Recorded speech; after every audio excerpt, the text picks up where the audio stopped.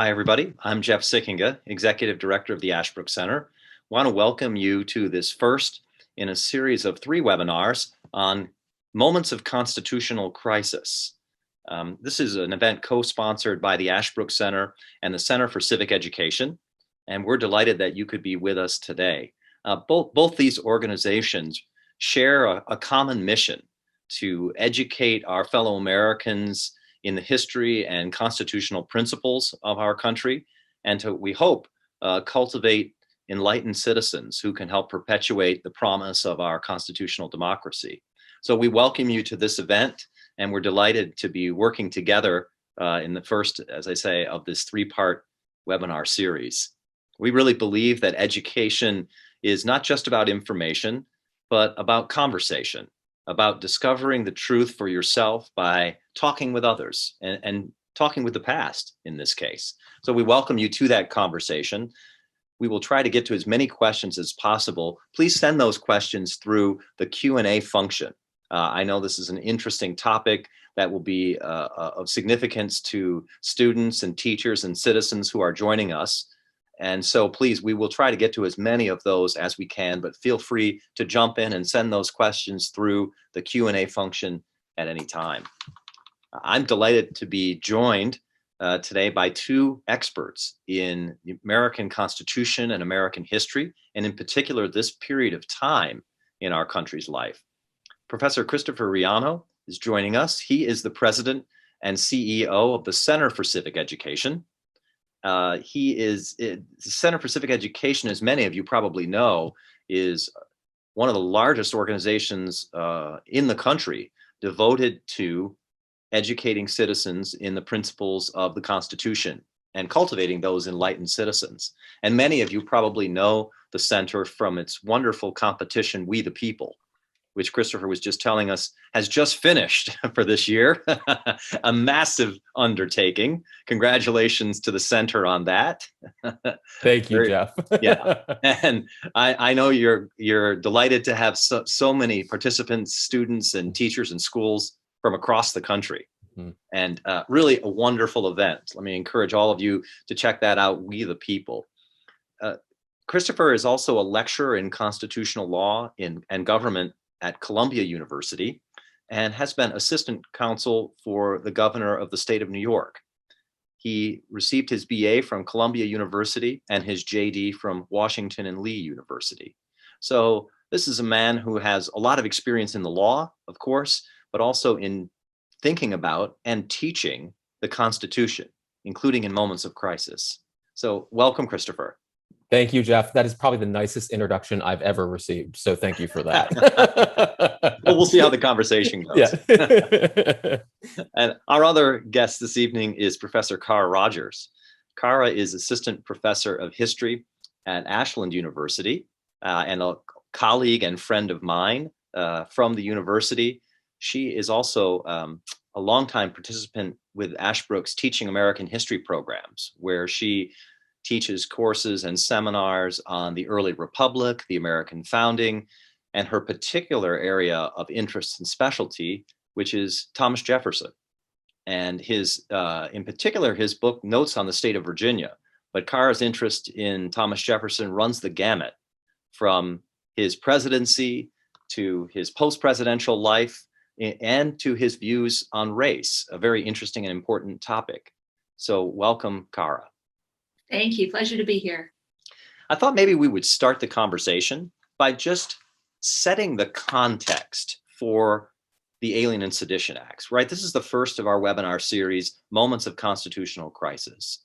We're looking at this first crisis, which hits the new American Republic in the 1790s.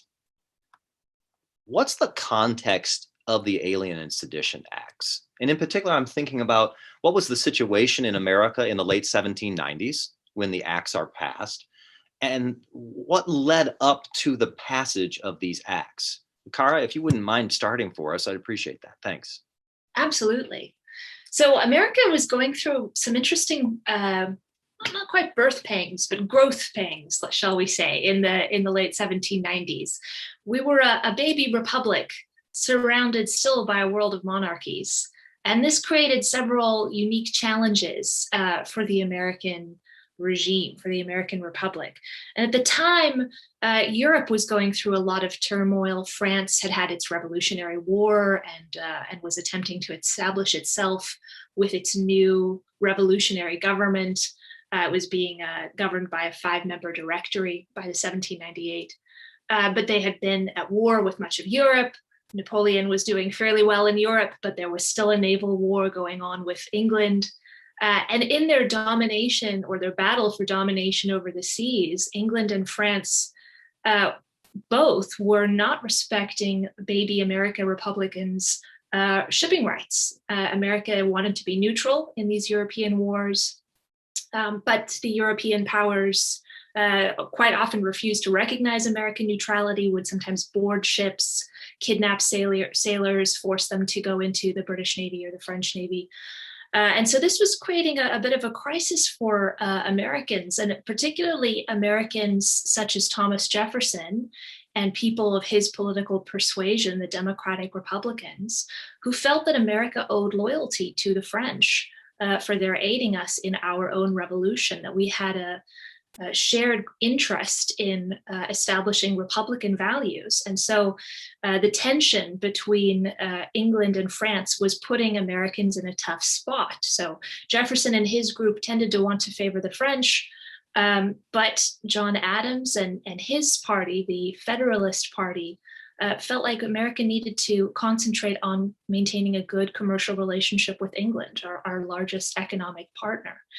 So Americans are feeling insecure. There's a lot of foreign policy difficulties. There's a crisis going on in the foreign policy arena, particularly by 1798. There had been a scandal called the Xyz Affair, where John Adams tried to negotiate for peace with the French, and the French argued that they wouldn't even meet with our negotiating team unless we paid them a bribe, and agreed to pay France loans. And so American sentiment against France by 1798, a lot of Americans are pretty fed up with France, and fed up and concerned about French immigrants maybe coming to America and promoting radical Jacobin ideas here in America. So there's a foreign policy crisis, there's concern over immigrants coming and unsettling things, and then there's tension in America between the party that has political power, the Federalist Party, John Adams's party, Alexander Hamilton's party, and then the opposition, Thomas Jefferson, who was serving as vice president, and his Democratic Republicans. And there was a bit of a tension in trying to figure out, when Americans disagree politically, as these two political parties are starting to form, what should the role of the political party in power be? How should they handle dissent and criticism, particularly when there seems to be a foreign crisis on the horizon? So that's the big picture context of why things are so tense in 1798. And I thought that was brilliant, because it gives such a great and dynamic historical overview of why this tension was really bubbling around at that time. I'm going to add something that I think we all have to remember. We just wrote the Constitution at this point. It didn't necessarily start working. And what do I mean by that? There's a whole lineage of theory and work around constitutionalism, the theory of constitutions. And we have to remember that, yes, the ink was dry on the paper, but we still didn't have this all figured out of how this was actually going to work. Let's not recall, the Constitution came out of the Articles of Confederation, which were a failure. And we still had not really figured out how the federal government was going to operate. So in preparation for today, one of the things I did is I went back to the text of the Alien and Sedition Acts. I highly encourage everybody here to do the same. Very easy to find, not hard to read, not the current day's, congressional bill that no congressperson reads before they vote on it. This is easy to read. But think about this when you read them, when you read what they were attempting to limit in both the immigration sense and in the speech sense. And I know we're somewhat focusing on the speech sense this evening.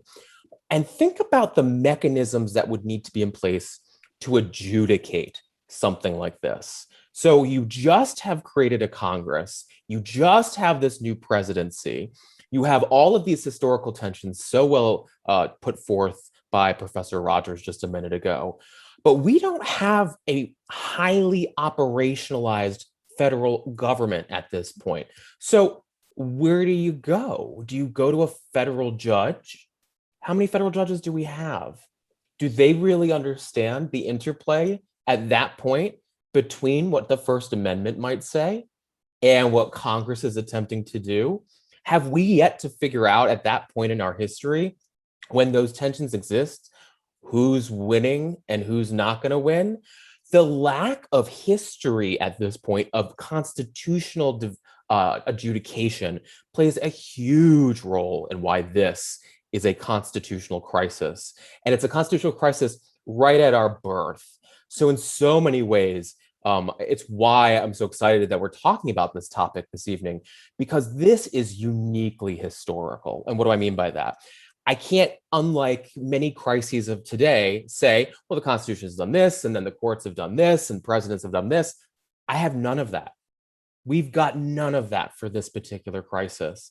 And we have what we now may look at as a very obvious conflict between the First Amendment and these publication requirements.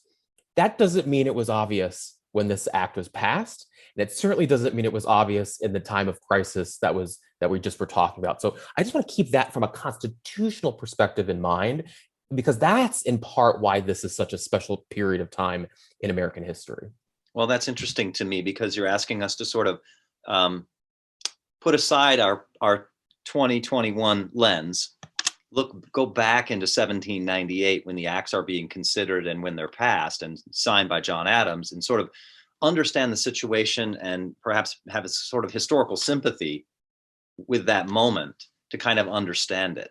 And so maybe we should, along those lines, and you recommend looking at the primary sources, which is, I think, music to our ears for sure.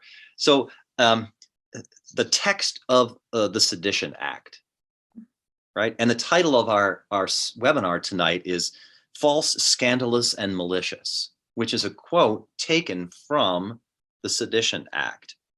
Tell us a little bit about what's actually in the Alien and Sedition Acts. Either one of you, please, help us to just understand what is being produced here in 1798. Absolutely. Do you want to go for it? Okay, well, I'll give you the big picture overview. So when we say Alien and Sedition Acts, we're talking about 4 laws that were passed by a majority Federalist Congress and then signed by President John Adams. Only one of them had some bipartisan support, and that was the Alien Enemies Act. And this is an act that still has political power today, still on the books. This is the law that gives the president the power to deport an enemy alien. I think the text of the law says 14 years of age or older, a male enemy alien during a time of war. And so the Democratic Republicans, Jefferson's party, would say, yes, there's maybe some room for saying that if we're at war with another country, we need to take a look at an immigrant who's not yet naturalized as a citizen. Maybe they need to be deported. But there are 3 other laws that were much more controversial. So the Naturalization Act increased the amount of time that an immigrant needed to live in America. Previously, the law had said you needed to live in America for 5 years before you could become a naturalized citizen.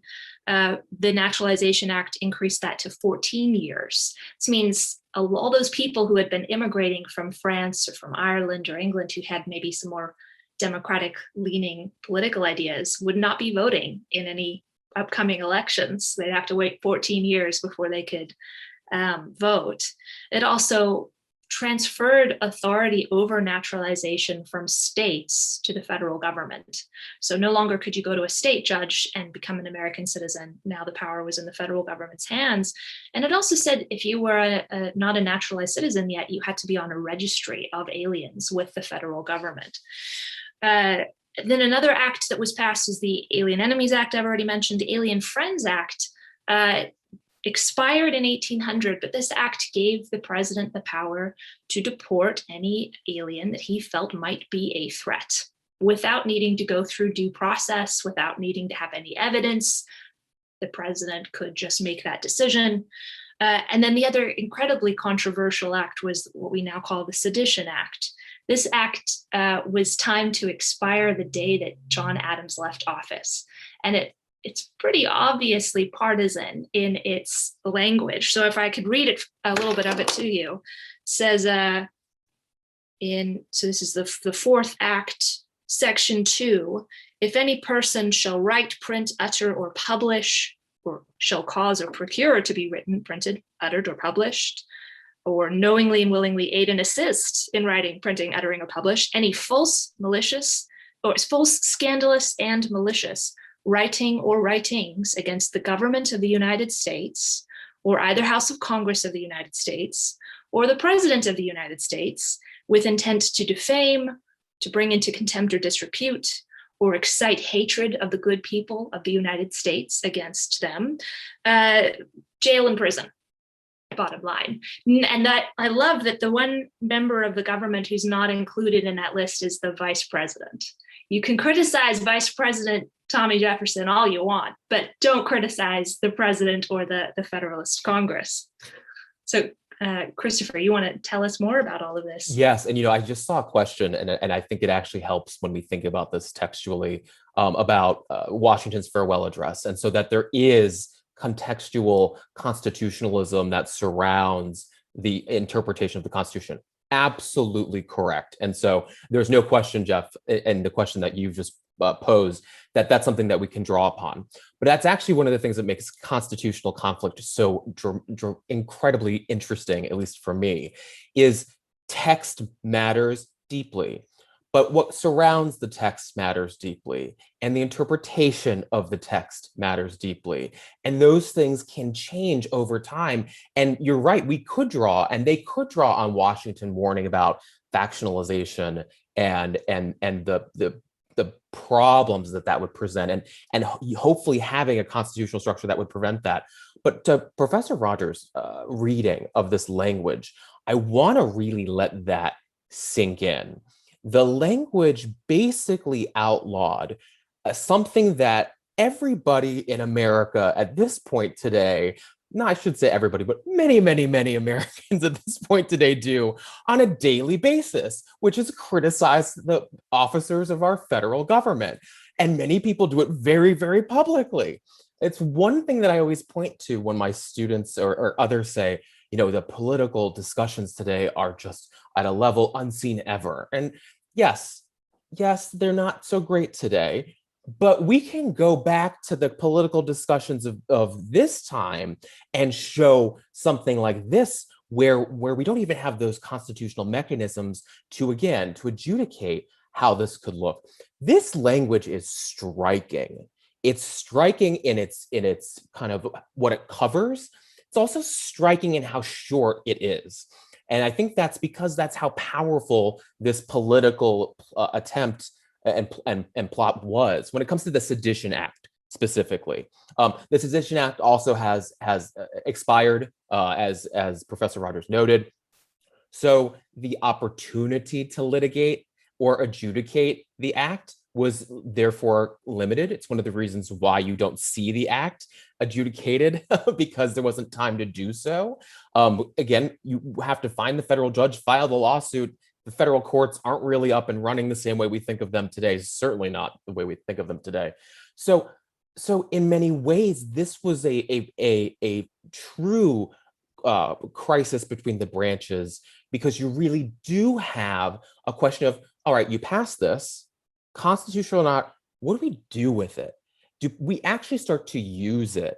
And I think that's something that we should talk about next, because in many ways, this text was used and things did happen. That's exactly what I was going to ask, because it's one thing to pass a law, it's another thing to enforce it. And if we look at this law, we say, how would you enforce it? And what kind of things would people be charged with for saying? Do we have any examples of this, of prosecutions under the Sedition Act? And Kara, I don't know if you have a better view of this, but I definitely know that there are definitely prosecutions under the Sedition Act. In fact, there's some very famous ones. If I remember correctly, there was like something around like 19 or 20 newspaper editors who were arrested. Some were actually even imprisoned. There was a representative, I want to say, out of Vermont. Of Vermont. Okay, so I'm not okay. Good. My little history that I'm brushing off right now. And Professor Rogers, do you want to talk about that case, because that's fascinating when you talk about what happened to him? One. Yeah, absolutely. So Matthew Lyon of Vermont, originally born in Ireland, had immigrated to America and became a resident of Vermont in 1774. Joined the Continental Army. He served as a scout.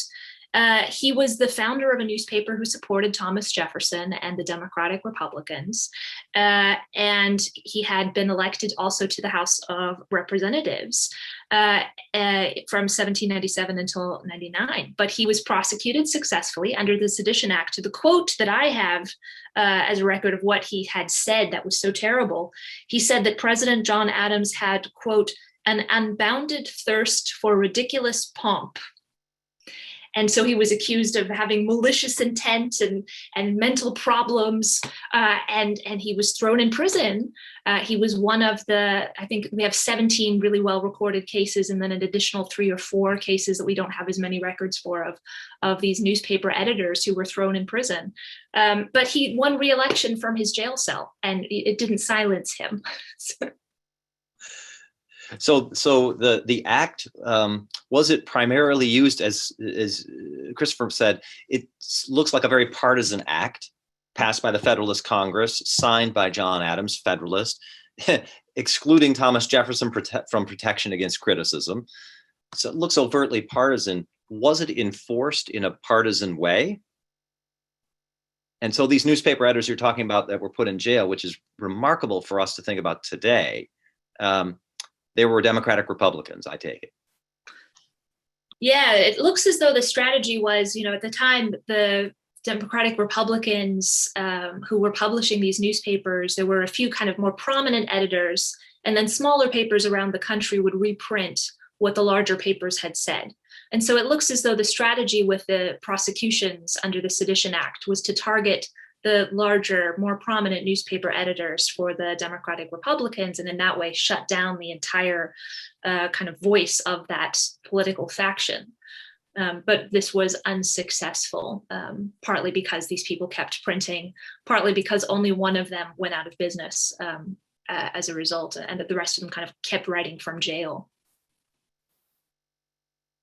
And something else that if I remember correctly, that's so interesting to add, because the federal government didn't really have the mechanisms, again, for adjudication up yet. In fact, now that I'm thinking about it, even if it did, the Federalists had packed the Supreme Court at that point. I think all the justices were Federalists, and it looks a little different back then. I seem to recall that. So what happened is you have folks like Jefferson, who, instead of litigating this, for lack of a better way to put it, in the federal world, they did it at the state level. And they started to try to pass laws again to protect people. I think both in Virginia, I want to say something happened in Kentucky. So you are also, because I think this is another fascinating part of this constitutional crisis, you are right from the get-go not just showing a battle between the branches and a battle when it comes to parties. You're beginning to see the battles that are going to emerge under the new constitutional order between states' rights and the role of the federal government. You literally, because of this, have all of the same pieces we talk about today that's finally start to show the tensions in the system. And there's lots of those tensions that have been there previously, but they weren't tested the same way that the Alien and Sedition Acts tested those points. And I have to go and remind everybody about what Professor Rogers said, is that's not even taking into account the international scope of why, in some ways, these laws came into being written in the first place.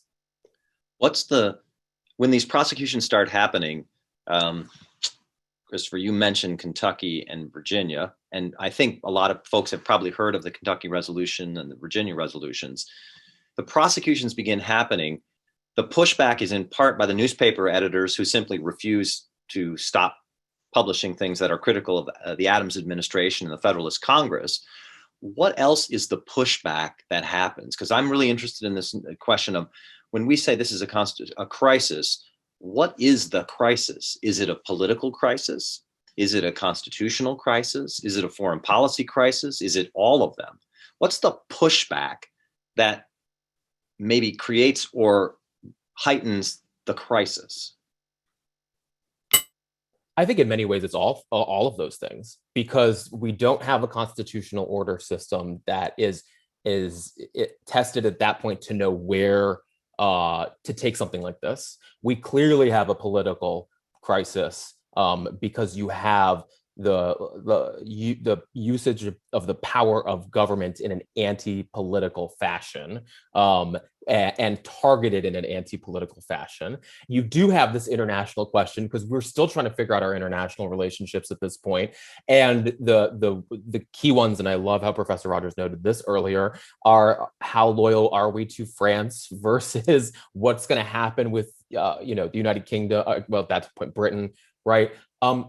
So I think while we can parse out how each of those is a crisis amongst itself, it is the system of crises that I think makes this also very special, because unlike what we have today, there's not an answer as to what do you do.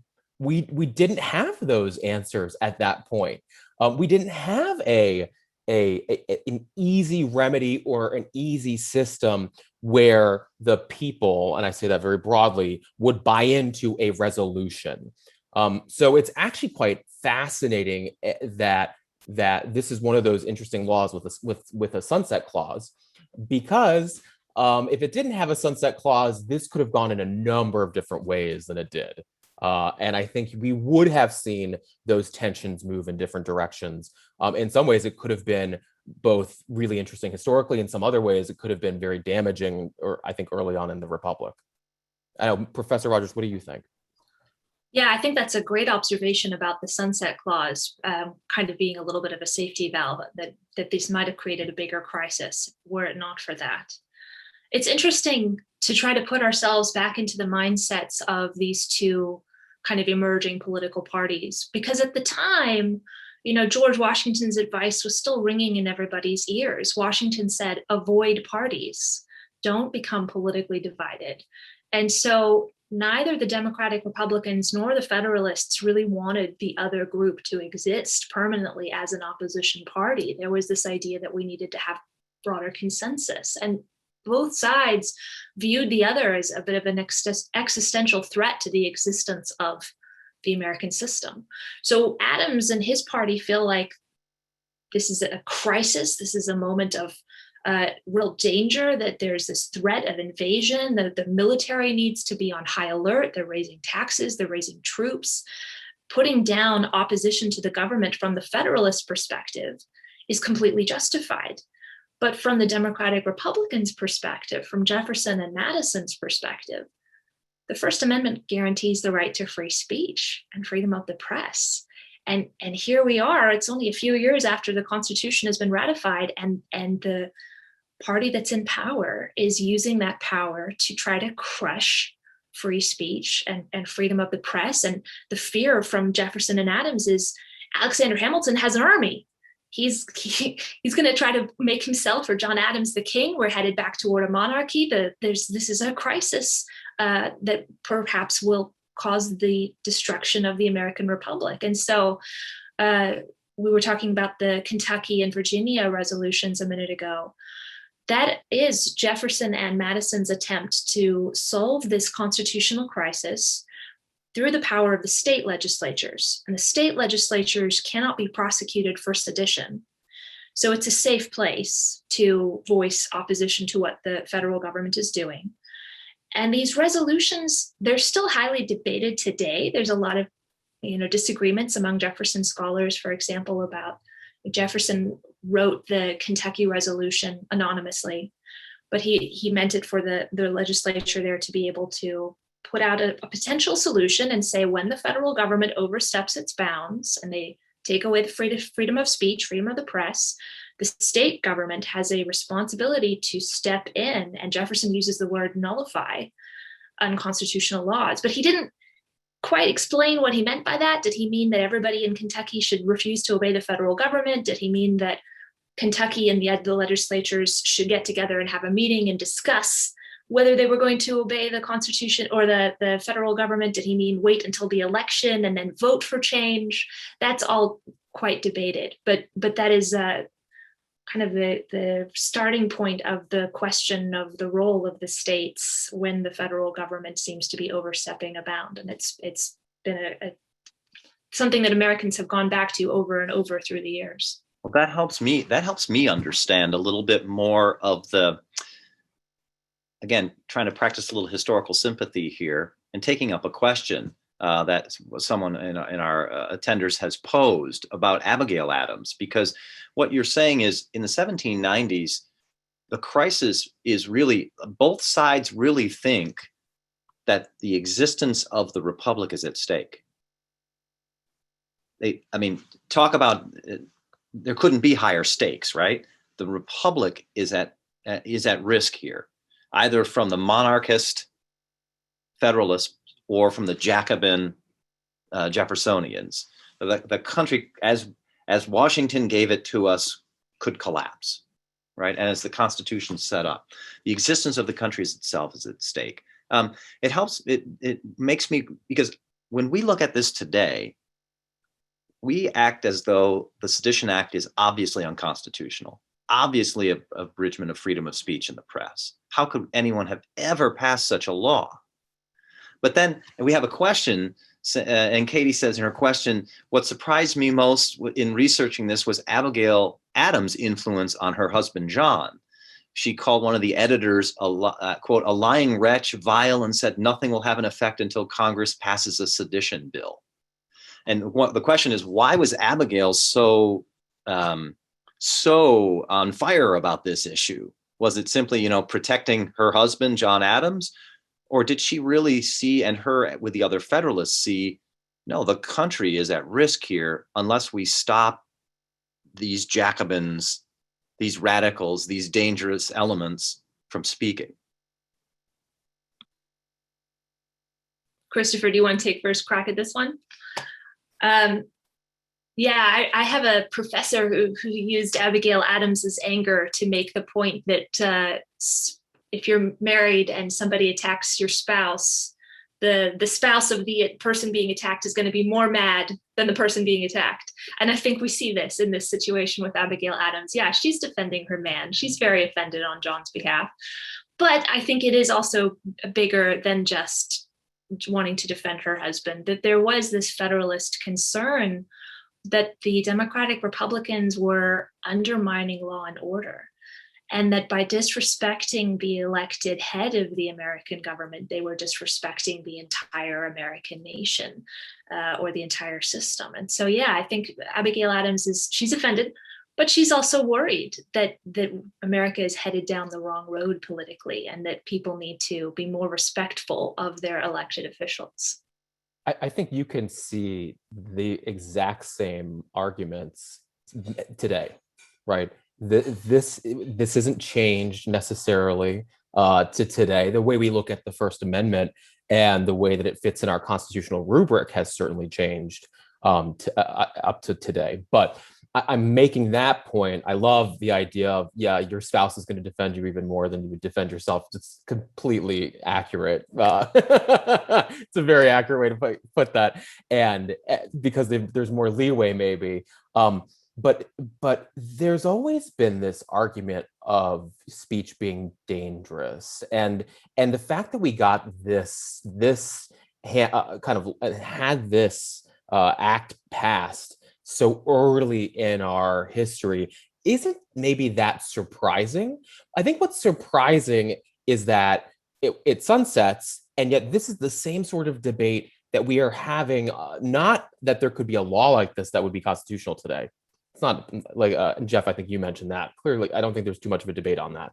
But but how far seditious libel can go. And there have been cases about how far seditious libel can go, and slander can go, and that tension that we probably never will resolve, but we can see where the First Amendment and free speech and free press and free expression have gone over the arc of our nation's history. And it's pretty extraordinary and very, very uniquely American from a historical perspective, where we look at free speech, free expression, and the freedom of the press versus truly the rest of the world. So help me understand then the original arguments in favor of the Sedition Act, because I kind of want to recover some of those, because the Federalists who passed this presumably did not think, and when John Adams signed it, maybe even perhaps reluctantly, but he did sign it, he probably didn't think, yeah, this is definitely unconstitutional, but I'm going to sign this. Yeah, we're definitely going to pass an unconstitutional bill. We don't care about that crazy thing, the Constitution.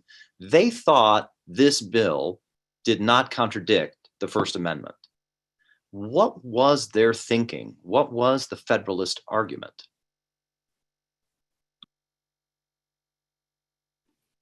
Well, my answer to that would be that the thinking is very much linked to that moment in time of the French Revolution has just occurred.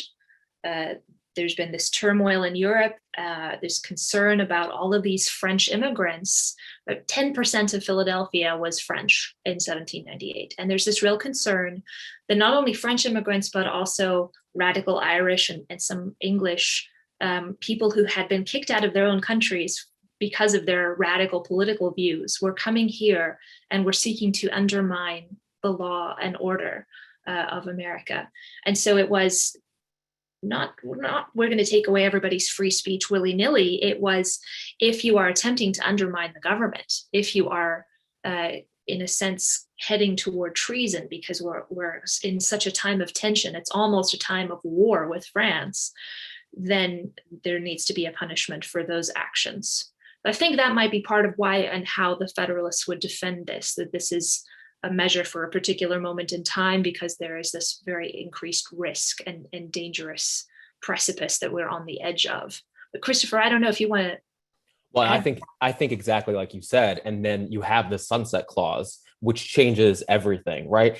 It's as I'm even thinking myself, as somebody who's negotiated legislation, it's one thing to go in and say, we're going to pass this bill. It is a very different negotiation to say, we're going to pass this bill. It's only going to last until X.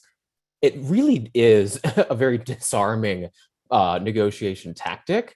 And so in many ways, I think even after we get past the overt politicism and we think about the historical context, absolutely true.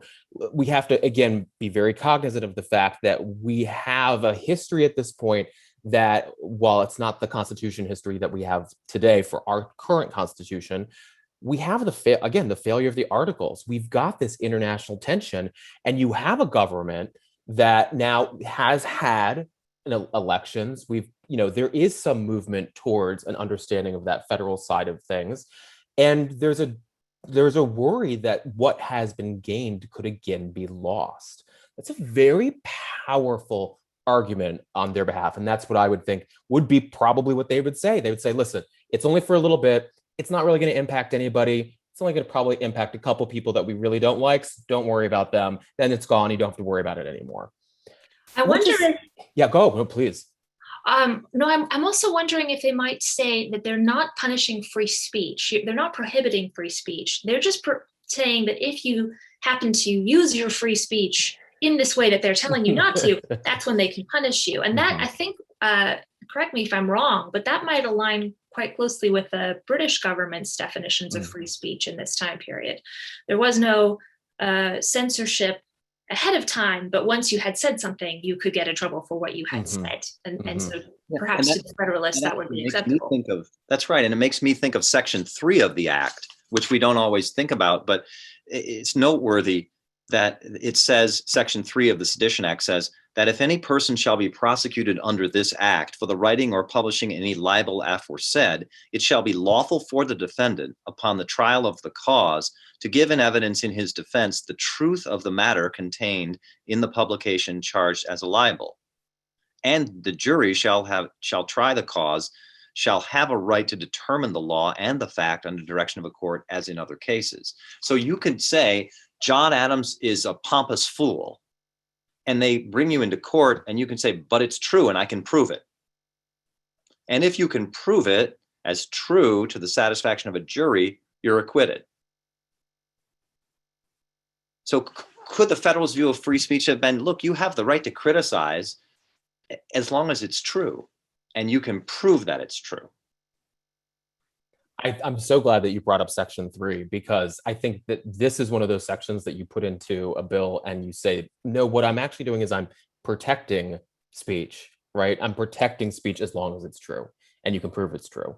And so it is this kind of flip, right, Jeff? And it is probably the part of the Sedition Act that people talk the least about, because the first two sections are just so incredible. But the fact that this was added, I think, was another bonus, I'm sure, to say, no, you can say whatever you want, because you can later, and it's right here, prove it's true.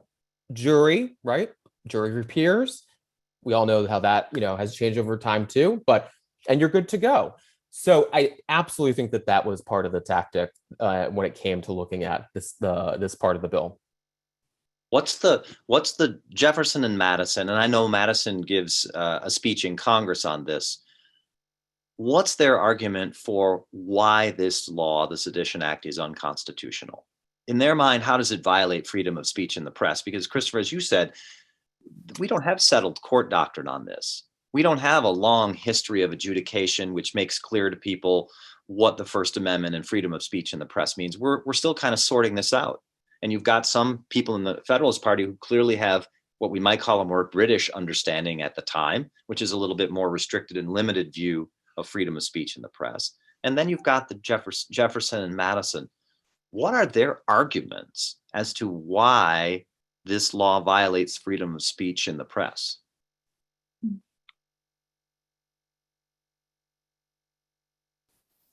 I'm pulling up the Kentucky resolution in front of me here. I think, if from Jefferson's perspective, he has friends who are French immigrants and British immigrants. Some of them leave the country out of fear that they're going to be deported. Some of them perhaps don't even try to come anymore because they're afraid that they're going to be deported and prosecuted. It's his newspaper editors who are being imprisoned and prosecuted under the Sedition Act. To Jefferson, this is personal. And to Jefferson, this is so obviously partisan and so obviously an example of how now that the Federalists have gained political power in all three branches, they're using that power to crush opposition. And to him, that is why this is unconstitutional, that they are stretching the boundaries of the First Amendment, which should have guaranteed free speech for the purposes of establishing their own power and taking away the rights of their opponents. Christopher, do you want to? It's funny because I'm pulling up something too, but I'll say this. One of the things that's really amazing about this from a political standpoint it is that it leads to Jefferson's election, right? And why? Because these proved to be immensely unpopular. These were not, it was not a popular thing, constitutional or not, to say we're rounding up our political enemies at this time. And I think that, coming back to some of that, what would the constitutional arguments be? I mean, you can think about how important speech was at this time, and point to the First Amendment and try to come up with what folks might have said. But I think the deeply unpopular view and that Jefferson wrote into the presidency on, meaning that this was really, really not how government should be acting. The federal government should not be doing after just now breaking away and actually starting this new nation, doing the sorts of things that were caused consternation way before as colonies. And so the idea that we were breaking away and starting something new, and that this was deeply unpopular, I think says a lot about our early constitutionalism, i.e. our early ways of looking at how something could be constitutional, how it could not be constitutional, both from a textual standpoint and from an adjudicatory standpoint. So you get this. It's deeply politically unpopular because, as you say, both of you are saying it looks like the Federalists are just using the machinery of government to silence their enemies. You get principled arguments against it, saying, and it really does violate an American understanding of freedom of speech in the press, which is robust, wide open, uninhibited, to borrow a phrase from the contemporary Supreme Court, criticism of public officials that you don't even necessarily have to prove is true. You should just be able to criticize, and they're public officials, they should have to take it. And if there's any harm to their reputation or harm to the truth in all of this, it will sort itself out in the marketplace of ideas and in the back and forth of argument. But yet, sedition laws aren't completely done away with after this. This law expires, as it says, on March 3, 1801. But sedition laws don't go away. And Vaughn, in our audience, asks a question about recent laws passed by states. But I wonder if we could just talk a little bit historically here about, so the end of the Alien and Sedition Acts means the end of sedition laws? And the answer is no. Help us understand the strange and interesting career, briefly, of sedition laws after the Alien and Sedition Acts. Go for it, Christopher. So you can see over the course of history that even as this particular act expires, that does not stop in any way, shape, or form the federal government and or state governments from attempting to limit speech. Let's not forget, the First Amendment says Congress shall pass no law. It did not apply to the state governments until after the 14th Amendment incorporated the First Amendment and free speech and free expression. So even when you look at just a history of free speech, you can find many, many instances on the state level, especially the state level, because there were certainly things that states did back then and continue to try to do today. All the way, and the federal level, all the way up. I mean, you end up with this kind of delicate dance that comes out of a case known as Brandenburg, where the Supreme Court really says that you really do have a lot of free speech rights, and you end up today where consistently, when free speech cases end up at the Supreme Court, I'm thinking things like Snyder, and even more recent cases, the court is very, very clear. You have an extraordinary amount of an ability to speak, freedom of the press. But I want to say this. What here we're looking at is from a federal level is national. There are these differences. And Jeff, you mentioned from the question, these differences that happen at the state level. Yes, the First Amendment is a floor for free speech and free expression, but different states have different ways that can either be increased or maybe not increased. And that, I think, is actually part of the richness of the history of the way in which sedition did not, and a Sedition Act and an attempt to curtail political speech did not end with the election of Jefferson in 1801 and the expiration of this particular law. On the contrary, this is one of the most hotly debated and discussed areas of constitutionalism, and probably one of the most exciting, because the First Amendment is really, really special, because there isn't something like it in the international arena the same way. It's a very uniquely American construct and understanding. And of course, free press, that, it's the only commercial protection in the Constitution. The only industry protected in the Constitution is the press. And that's developed obviously over time. So that was a really long way of answering the fact that there's so much that's still happening. And yes, you're going to absolutely see different bills in different states that are going to try to navigate this. People, what's the famous saying? People, always support the speech that they like and don't want that curtailed, but they also at the same time are like, oh, I don't like that speech, so that one. It's the same debates that we're having constantly. And I think the law is not always an easy tool to use when it comes to policing people's speech and expression. And it's why I think the First Amendment's become so important over the years. I'm just thinking about how incredibly ironic it is that we're having this conversation today, and it's the day that this kind of international panel handed down its decision on President Trump and Facebook, and kind of banning Trump from Facebook for another 6 months, although Facebook has to justify their decision. We've really entered into a new era when it comes to political speech and the way that presidents make their opinions heard. It's a bit of uncharted territory in some ways. I don't know if either of you have any particular other insights into that situation. Well, it is interesting only because the First Amendment, as we know, right, applies to government, Congress, and then after the 14th Amendment to states, not to non-governmental entities. And there's, well, or does it? There's a big debate over this, right? This is kind of the next frontier, perhaps, in free speech, because social media platforms have become so important for getting your particular political views out. When you look back at this, the Alien Sedition Acts and this constitutional crisis early in our country's history, what's one important lesson or insight that both of you take away from this particular moment in time that might have some relevance for us to think about for today? Well, I'll start out on a really optimistic note, if that's okay. When I look back at this, what I learn is, number one, America is tough.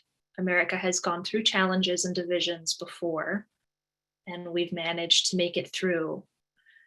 And number two, Americans have a great capacity to forgive one another after political division. That's, I think, perhaps our greatest strength as a country, or one of our greatest strengths as a country. And Adams and Jefferson, they were deeply divided as a result of this and many other situations in the 1790s and early 1800s. They did not speak for many years, but they eventually forgave one another. And John Adams wrote this beautiful letter to Jefferson, and he said, "You and I should not die before we've explained ourselves to one another." They didn't agree. They didn't necessarily apologize for the different things that they had done and said over the years, but they came to reconcile and to try to find their common areas or common principles, and to remember the principles of the revolution, and to focus on those and to reconnect with those, even as the country moved forward into new challenges. And I take a lot of hope and inspiration from their relationship and for their ability to put aside political differences at the right moment and focus on the things that really connected them. And I see that again after the American Civil War. I think Abraham Lincoln gives us some wonderful advice in that same arena. So that's my optimistic take on this moment in history. What do you think, Christopher? What else should we learn? No, I definitely come away with the same optimism. There's really, it's much easier to be pessimistic sometimes as opposed to optimistic. But I think this actually shows what is so incredible about our system. What do I mean by that? Well, it shows what's incredible about having this written document, this Constitution that supposedly is this supreme compact between the governed and the governing, right?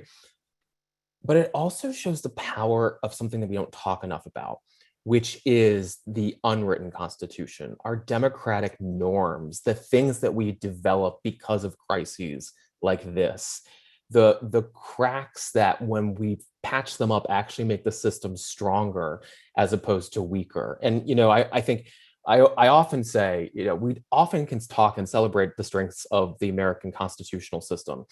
We should also talk about things like this, these weaknesses that we've seen throughout history, because it's by talking about them and understanding them that we fix and create a stronger republic.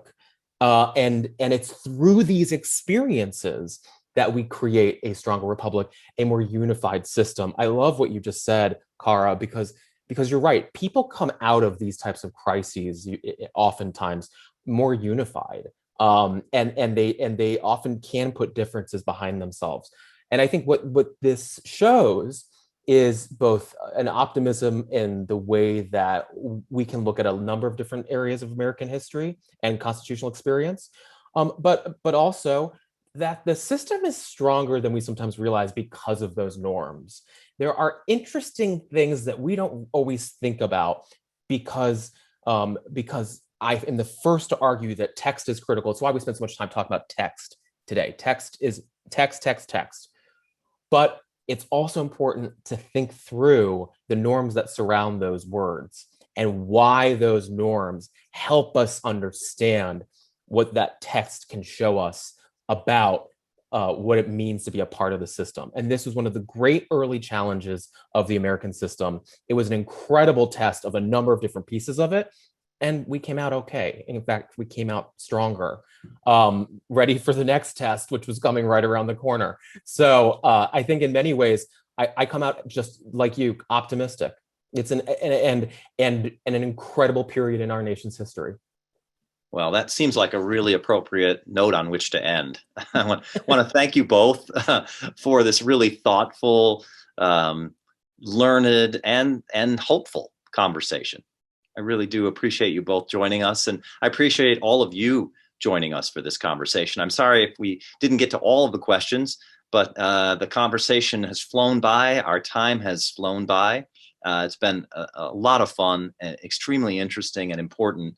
Thank you for joining us. Thanks again to our co-sponsors, the Center for Civic Education, Christopher's organization, doing great work across the country. They are with schools and with teachers and students, and we appreciate that. Our next webinar in this series, the second, will be, as Christopher alluded to, another great moment of constitutional crisis in America, the Civil War. We're calling it A House Divided, the constitutional crisis of the Civil War. We'll have two more scholars joining us for that conversation. Let me invite you all back to that again. Invite students and teachers and citizens to join us to see again the power of the United States Constitution, its text, and also its norms in navigating a very, very tumultuous time in our nation's history. A link of this to a recording of this webinar will be sent to all of you. So please, when you get that, if you want to view it again, if you want to send it to friends, to family, children, grandchildren, fellow teachers, please do. We want to get the word out as far and wide. We know many of you have studied this period in American history or will be studying it and want this kind of insight. So let me encourage you to share that widely. Let me also encourage you, if you want to know more about the Ashbrook Center, to visit ashbrook.org, our Teaching American History website for teachers and students, th.org, and also the Center for Civic Education's website, civiced.org. Please visit those sites for all kinds of great resources on American history and the Constitution. When we have these kind of conversations, we find that we can renew our own understanding of America and of our principles through these kind of conversations. And so we appreciate you joining us for these. It helps us to understand more fully what it means to be an American and to be a part of this constitutional order. So thank you again for joining us. We appreciate it and hope to see you again. Thank you. Thanks, everyone. Thank you.